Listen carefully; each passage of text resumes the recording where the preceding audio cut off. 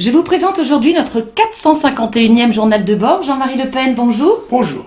Alors, ce journal de bord est essentiellement consacré aux élections américaines. Nous vous écoutons, cher Président. Écoutez, c'est le sujet le plus important, pour cette semaine en tout cas, parce que vous savez, l'actualité est telle que la semaine prochaine, il sera passé quelque chose, peut-être même demain. En l'occurrence, la surprise a été grande chez la plupart des observateurs qui n'avaient pas ménagé leurs critiques ou voire leurs attaques, en tout cas leur prise de position contre Donald Trump, qui était décrit comme un abominable, enfin un grossier personnage, tout à fait incapable d'être président de la République américaine, etc., etc. Tous ces spécialistes étaient conviés hier soir d'ailleurs à un dîner de chapeau. Vous savez, ils étaient au menu il y avait chapeau. Il fallait, tous ces gens-là devaient manger leur chapeau, que ce soit les sondeurs, les commentateurs, etc. Mais rien ne les désarme, puisque les mêmes qui critiquaient sévèrement, pour le moins qu'on puisse dire, Trump la veille, aujourd'hui expliquent tout à fait naturellement que ce président sera... Bon, ça fait partie du métier, je sais bien, mais enfin quand même, il y a des retournements qui sont quelquefois assez exceptionnels. Oui, en effet, le ton a changé, on a pu s'en rendre compte déjà entre hier et aujourd'hui, rien qu'en écoutant divers médias nationaux. Pas une fois, Président, pas une fois, vous n'avez douté de la victoire de Donald Trump. Alors, qu'est-ce qui motivait cette certitude? Écoutez, d'abord c'était l'état de l'Amérique, du monde en général, les problèmes qui se posent au monde, les problèmes qui se posent à l'Europe et à la France, et ma dilection, mon choix, différent de celui d'Hillary Clinton, qui se portait sur Donald Trump, était raisonnable. Et ma première prise de position, j'ai dit, si j'étais américain, je voterais Donald Trump. Parce que j'ai dit, mais surtout que Dieu lui prête vie, parce que je le croyais très menacé, très en danger dans ce cas-là. On peut dire que c'est la victoire d'un candidat baptisé par nos élites de populistes, c'est-à-dire près du peuple. Parce que je ne sais pas comment font nos élites, elles sont à la fois démocrates, mais à condition que la démocratie n'exprime pas l'opinion du peuple. Oui. C'est-à-dire que la démocratie, ils les choisissent comme leader, tout à fait naturellement, mais à partir du moment où la démocratie fait d'autres choix, à ce moment-là, le système est à remettre en cause et on peut douter de sa validité et alors ça donne des spectacles assez comiques pour des gens comme nous qui regardions ça d'un peu loin. Voilà. Donc, et j'ai prévu et annoncé qu'à mon avis, ce serait Trump qui serait... Trump, on me fait des problèmes. Je devrais dire Trump, comme ça pour le prononcer à la française, comme ça on ne me ferait pas querelle de la manière dont je le prononce. J'en attends personnellement un certain nombre d'avantages pour le monde, pour la paix et pour la France. Bien, alors les dépenses de campagne d'Hillary Clinton se sont élevées à 500 millions de dollars, celles de Trump, moitié moins, soit 230 millions de dollars. La victoire serait-elle, selon vous, indépendante des moyens financiers? Elle est quand même en relation avec les moyens financiers, parce qu'il s'agit là de sommes qui vont du simple au double. Oui. Nous qui avons fait campagne pendant des décennies avec le strict minimum possible, c'est-à-dire celui que remboursait l'État, eh bien nous avons prouvé qu'il était possible de progresser dans l'opinion. C'est moins rapide, bien sûr, on ne bénéficie pas des avantages de ce qu'on peut appeler la publicité, mais l'expérience prouve que Trump, qui était décrit comme le milliardaire, n'est-ce pas, c'est lui qui avait un budget moitié moindre de celui de Hillary Clinton, qui elle est évidemment la candidate des pauvres. Comme tout le monde le sait. On sait que la fondation Clinton a reçu beaucoup d'argent, en particulier du Moyen-Orient, et je pense que peut-être on va exiger aujourd'hui quelques clarifications de ces comptes-là. Mais l'expérience prouve que le peuple peut gagner quelquefois, même contre l'argent.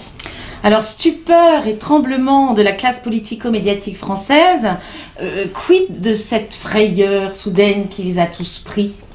Ben, d'abord parce que ils ont mis à côté de la plaque d'une manière tellement évidente que ça met en cause la confiance qu'on peut avoir à la fois dans leurs analyses, dans leurs prévisions ou dans leurs jugements. Donc ça les disqualifie relativement. C'est un échec très grave de leur capacité et de leur goût de prévoir l'avenir. Parce que je ne sais pas si vous savez, la plupart des journalistes souhaitent toujours savoir ce que vous pensez de ce qui va se passer demain, sans analyser toujours ce qui s'est passé hier, qui aurait une certaine importance et donnerait un fondement sérieux au raisonnement, parce que c'est la réalité. On n'aime pas trop la réalité, on préfère projeter ça vers l'idéal, la manière, le roman, l'imagination, voilà. Et c'est ça peut-être le défaut de notre vie politique française. Alors Sarkozy, Juppé, Hollande, Valls et encore d'autres, chacun y allant de ses déclarations, le front sombre, le timbre grave. Avez-vous suivi leurs diverses déclarations aux uns aux autres qui se sont écoulées, déroulées tout au long de la journée d'hier? Oui, de gré ou de force, parce oui. Que, comme je suis quand même un peu professionnellement devant mon écran et à l'écoute des radios, j'ai en effet constaté le phénomène que vous décrivez. Bon, je crois que peut-être Sarkozy a été le plus habile qui a essayé de chevaucher le tigre. Oui. En tous les cas, de surfer sur la vague. Et je pense que ça va plutôt à son avantage, n'est-ce pas? C'est en tous les cas qu'on trouve la méthode de manipulation pratiquée par les sondeurs, car ce n'est pas toujours innocent. Les sondages, c'est quelquefois fait pour suggérer des réactions, des raisonnements, des décisions, et en ce sens c'est pervers. Donc il faut se méfier des sondages, il faut savoir qu'ils ne sont pas, même de bonne foi, toujours sûrs de leurs résultats, oui. Parce que ça dépend beaucoup, en particulier dans la matière électorale, comme celle d'une élection présidentielle, de la participation. C'est très imprévisible, exactement comme il est très difficile de prévoir pour les primaires de droite quels seront les résultats, puisqu'on ne connaît pas la dimension du corps électoral qui va se prononcer. Bon, bref, tout ça fait partie un petit peu de... de toute façon, Président... C'est l'aspect ludique de la vie politique. Mais vous ne vous êtes jamais fié aux instituts de sondage de toute façon, donc aujourd'hui, j'imagine encore moins que jamais. Je m'en suis toujours méfié et on m'a accordé une certaine qualité de prévision. En l'occurrence, je me souviens, je ne sais pas si vous ne l'avez pas déjà raconté, en 2002, à la conférence de presse, une quinzaine de jours avant les élections, on me pose la question, je dis écoutez, moi je ne suis pas Madame Soleil, mais je vais quand même prendre ma boule de cristal. Oh, j'y vois, ah, c'est un journal. C'est un journal, c'est même, attendez, c'est Libération. Ah, et un titre énorme, un titre, Jospin, crucifié par sa majorité plurielle. Autrement dit, 15 jours avant, je prévois la défaite de Jospin. Bon. Alors, quand je dirais, il suffit simplement de réfléchir et d'essayer de s'abstraire de ces éventuels préjugés pour essayer d'avoir une analyse la plus scientifique possible, pour autant qu'on puisse le faire quand on analyse l'avenir. Alors le Front National est désormais dans leur ligne de mire à tous. Est-ce une réaction sensée et logique selon vous?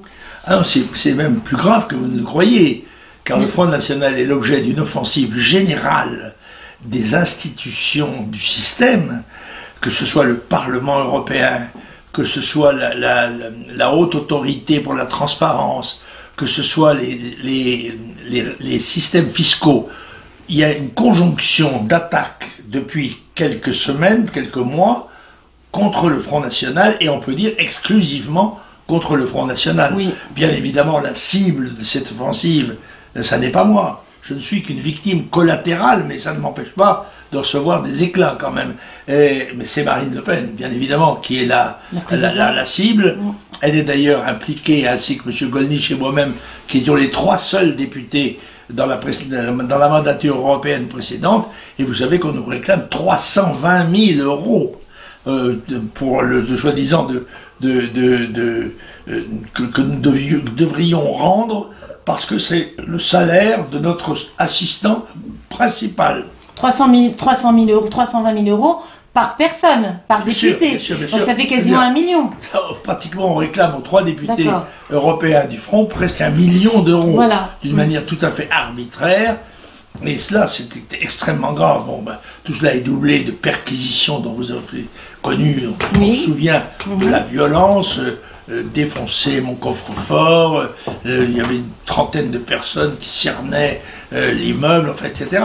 Des manœuvres d'intimidation qui montrent, je crois, le désarroi et la crainte qu'ont les gens du pouvoir de l'avenir prochain. Or, c'est clair, pour eux, c'est simple. Ou bien ils arriveront à avoir un candidat unique, ou ils vont être atomisés, ils vont disparaître, ils vont être pulvérisés.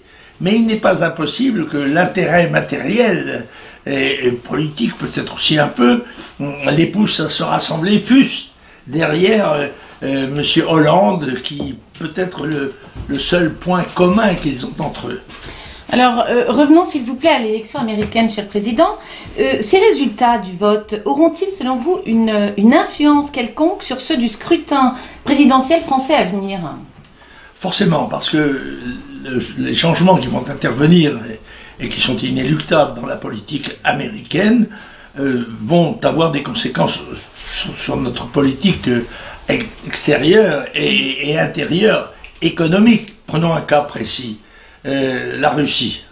On sait que l'administration américaine poursuivait d'une manière assez d'ailleurs incompréhensible une manœuvre d'encerclement de la Russie de Poutine, feignant de croire que les dangers qu'elle recelait étaient à peu près les mêmes que ceux du temps des soviétiques. Oui. Et ceci a entraîné des interventions douteuses aussi bien en Géorgie qu'en Ukraine de la part des Américains et entraîné des réactions russes, bien sûr.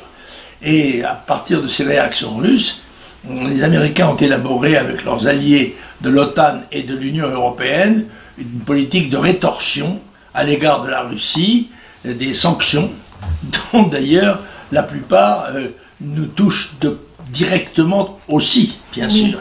Alors je pense qu'avec l'arrivée des troupes, il y aura une amélioration des relations entre la Russie et les États-Unis. J'ai d'ailleurs dit qu'il faudrait que on se rende compte de l'unité civilisationnelle qui allait de San Francisco à Vladivostok, élargissant la notion que j'ai souvent développée d'Europe boréale, de Brest à Vladivostok. Mais là, c'est de San Francisco à Vladivostok. Alors, retour en France, si vous le voulez bien, à Calais, réinvesti chaque jour davantage par les migrants, à savoir plusieurs centaines par jour, retourne s'installer et reforme peu à peu, progressivement, je veux dire, cette jungle. Était-ce prévisible selon vous? Et pourquoi avons-nous affaire à un véritable mutisme médiatique? Alors d'abord, c'est un phénomène qu'on connaît bien à la Trinité-sur-Mer, ça s'appelle le phénomène de la marée. La marée monte, et puis elle redescend, et puis elle remonte, parce que la masse liquide est présente. Bon, et bien là, c'est la même chose. À partir du moment où vous avez des immigrés en masse, qui sont sur un territoire donné, qu'ils choisissent d'ailleurs de leur propre autorité, et vous les déplacez, mais vous ne les excluez pas du territoire, ils ne sortent pas du territoire, donc par conséquent, ils constituent une masse liquide qui va se placer tôt ou tard quelque part. Or, la plupart des gens qui se trouvent à Calais sont des gens qui veulent aller en Angleterre. Et chacun sait que le gouvernement français assume la tâche de défendre les frontières britanniques beaucoup mieux qu'il ne défend d'ailleurs les frontières françaises. Bon. Et il y a là des gens qui ne vont pas changer d'intention sous le prétexte que, pour des raisons de politique intérieure, M. Cazeneuve veut les mettre ici ou là. Ils veulent aller en Angleterre, ou bien il y aura un accord qui permettra que, après le Brexit, l'Angleterre accepte de recevoir un certain nombre d'immigrants, mais je crois que ce n'est pas le cas. Oui, ils ont accepté 400 mineurs. Oui, bien sûr, ça c'est tout à fait compréhensible. Moi, je ne suis pas un adversaire, je ne suis pas partisan de l'immigration zéro, je suis partisan de l'immigration 0,1, quoi, voilà. Bien, je vous remercie. Alors, le policier qui avait refusé de saluer Manuel Valls et François Hollande à l'occasion, comment dire, de la commémoration de l'enterrement de son couple de collègues sauvagement assassinés il y a quelques mois à leur domicile, s'est vu hier révoqué de ses fonctions. Alors, la grogne, la révolte des forces de l'ordre s'en trouve décuplée, bien entendu. Sont, selon vous, de la part de notre gouvernement, des méthodes démocratiques?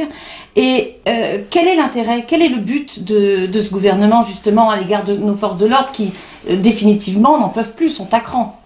Bon, cette affaire pose quand même un problème qui est un problème de l'autorité. Il est évident qu'il est difficile d'admettre qu'un subordonné donne une preuve évidente, publique, de sa défiance et presque de son refus d'obéissance. Alors, est-ce que les règlements de la police contraignent les policiers à serrer la main des ministres quand ceux-ci la leur tendent? Je n'en suis pas sûr. Cela dit, je suis un petit peu partagé dans cette affaire. Je crois qu'il faut tout de même qu'il y ait un geste qui sanctionne comment dirais-je, le refus public de considération, mais en même temps, la révocation me paraît être une décision grave et perturbante pour celui qui en est la victime, bien sûr, et on aurait peut-être trouvé autre chose, peut-être une mutation, une chose comme ça. Oui. Alors, avez-vous quelques lectures, cher président? Les lectures, oui. Oui, j'ai des lectures. Je suis submergé par les livres. Parce que je me demande même si je vais avoir une place pour mes mémoires, parce que tous les jours, il sort des livres nouveaux, et dont d'ailleurs un certain nombre d'auteurs me font le cadeau, ce qui, vous voyez, oui. Un exemple. Bon, alors, je voudrais vous parler aujourd'hui d'un livre assez étonnant, qui s'appelle Nino. Nino est écrit par une de nos amies, qui est la princesse, c'est Véronique de Chabot-Tramécourt, qui est princesse Murat. Parce que le prince Murat est aussi prince géorgien. Il est prince français, mais prince géorgien. J'ai d'ailleurs été avec Janie à Tbilissi au mariage de leur fille. Et ce roman a la particularité, c'est que la page de gauche est en géorgien et la page de droite en français. Et assez curieusement, il recoupe la même réalité que celle dont j'ai parlé dans les livres de Madame Koehn. Oui. N'est-ce pas? C'est-à-dire, c'est la Russie soviétique des années qui suivent 1917, n'est-ce pas? La même horreur, l'épouvantable traitement, etc., misère indescriptible. Et c'est l'histoire justement d'un prince géorgien qui va fuir, essayer de fuir, et le titre c'est Nino ou la force d'un amour. Voilà. C'est assez passionnant à lire, et la princesse Murat ne manque pas de pattes. Je vous remercie. Alors ça c'est l'archétype du cadeau de Noël. Oui. C'est un livre de Jean Descartes, qui, vous le savez, est un peu le spécialiste des cours. Ça s'appelle Le siècle des sacres. Alors c'est un ouvrage luxueux qui comporte beaucoup de photos qui sont certainement passionnantes pour tous ceux qui s'intéressent aux cours d'Europe et aux phénomènes royaux en général. Alors voilà, je crois que il s'est édité, si je ne me trompe, par Perrin. L'édition Perrin. Oui, absolument. Et c'est d'un prix relativement raisonnable, me semble-t-il, parce que c'est moins de 30 € au cadeau. Eh bien, je vous remercie infiniment, cher président. Et nous nous retrouvons très bientôt. Au revoir. À la semaine prochaine. À la semaine prochaine.